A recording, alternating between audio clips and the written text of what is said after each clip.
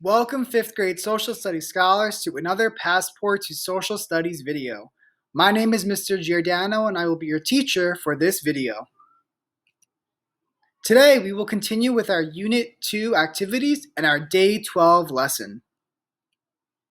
The topic of this lesson is the Middle Passage. Our focus question is, what were the conditions experienced by enslaved Africans during the Middle Passage? Our learning objective will be to analyze primary source documents to understand how Africans arrived in the Americas and what they experienced during the Middle Passage. Today, you will be analyzing two primary source documents associated with the Middle Passage. Before you begin your independent activity for this lesson, it is important that we review the difference between primary sources and secondary sources.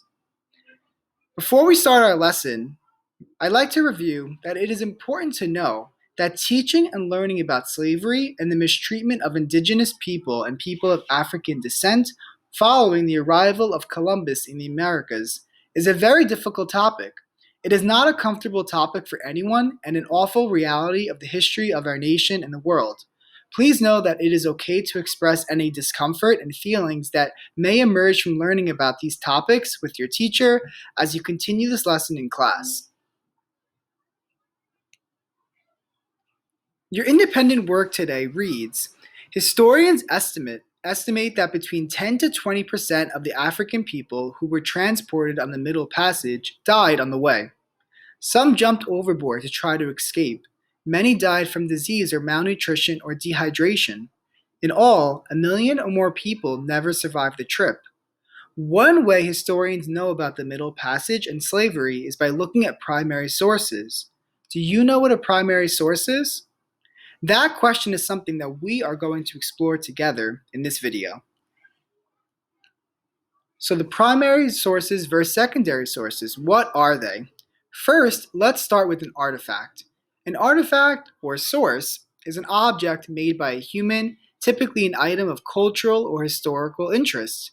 Artifacts can be anything. They can be objects that people wear, that people write, objects that you might not even realize that can be considered an artifact that is made by a human. Primary sources.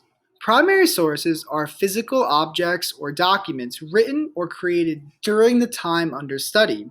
These sources are first-hand accounts of an event and offer a particular inside view of that event. Some examples of primary sources include letters, records, diaries, speeches, autobiographies, etc. Secondary sources are a little different. Secondary sources interpret and analyze primary sources. These sources are one or more steps removed from the event. Some examples of secondary sources include textbooks, articles, encyclopedias, or biographies. It is important to know that a biography is written about somebody by somebody else. That person is writing about someone else and the information that they've collected about that person through looking at primary sources. An autobiography is written by the actual person about themselves. They're writing this story about themselves, and they know it best because they lived it. So there is a difference between autobiographies and biographies. Let's review. Which items below would you consider a primary source of historical information? Let's take a look at our 8 choices. Film footage of Martin Luther King Dr.'s I Have a Dream speech. A letter written by George Washington. A textbook chapter about the first landing on the moon. A book about the Stone Age. An autobiography written by Barack Obama. A movie about the life of Thomas Jefferson. The Diary of a Soldier written during the Vietnam War. And an original cannon and gunpowder from World War II. As you look at each option, you can put a check next to any of them that you think is a primary source and an X next to any of the choices that you think are not primary sources. You can pause the video at this time to complete the activity. Okay, everyone, let's see how we did. Let's check our work. Our first option, film footage of Martin Luther King's I Have a Dream speech, is a primary source. A letter written by George Washington is a primary source. A textbook chapter about the first landing on the moon is a secondary source. This source is one or more steps removed from the event and requires analyzing primary sources to write that textbook chapter.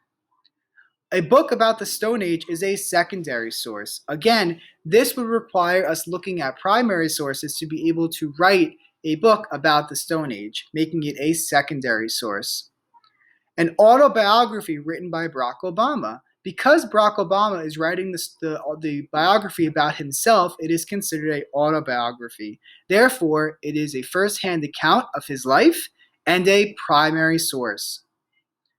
A movie about the life of Thomas Jefferson is a secondary source. Creating a film requires analyzing and interpreting primary sources. This would make this a secondary source.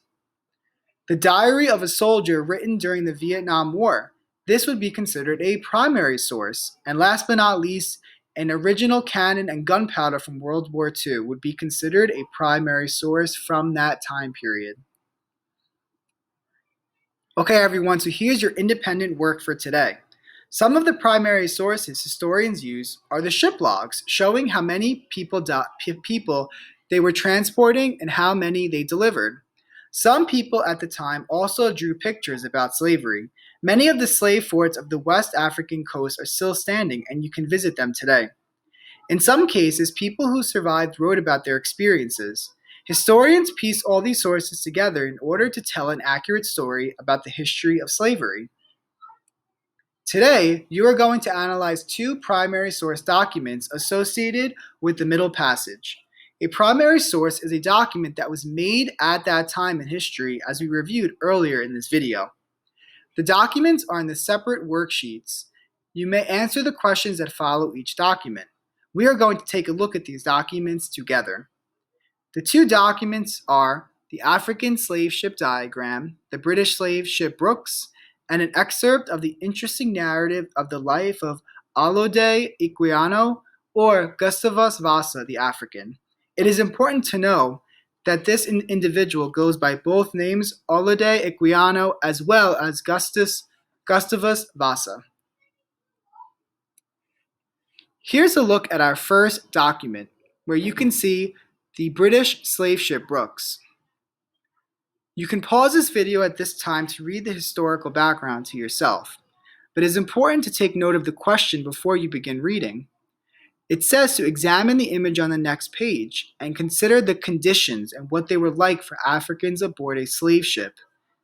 In taking a quick glance of this image, it is clear that individuals were tightly packed together with very little space for room.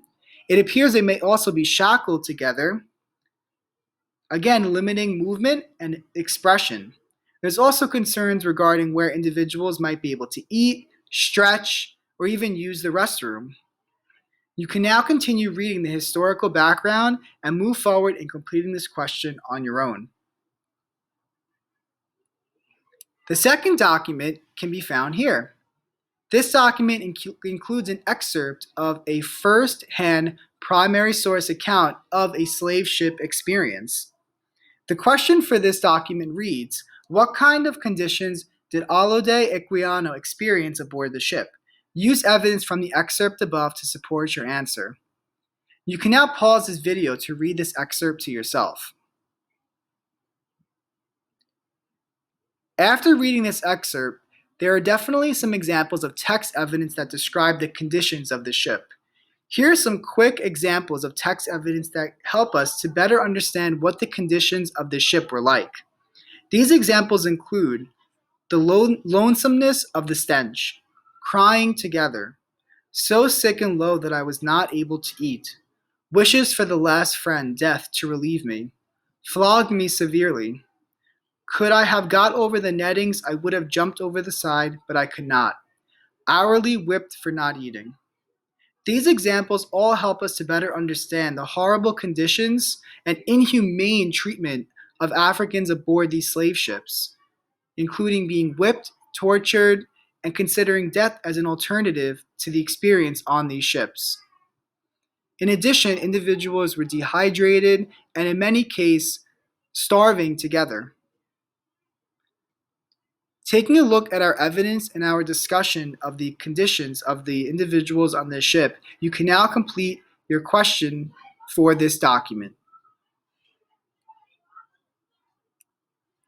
Nice work completing your independent classwork for today's lessons. Be sure to answer the 2 comprehension questions on your own using evidence to support your claims. Great work today, social studies scholars. See you next time and happy learning.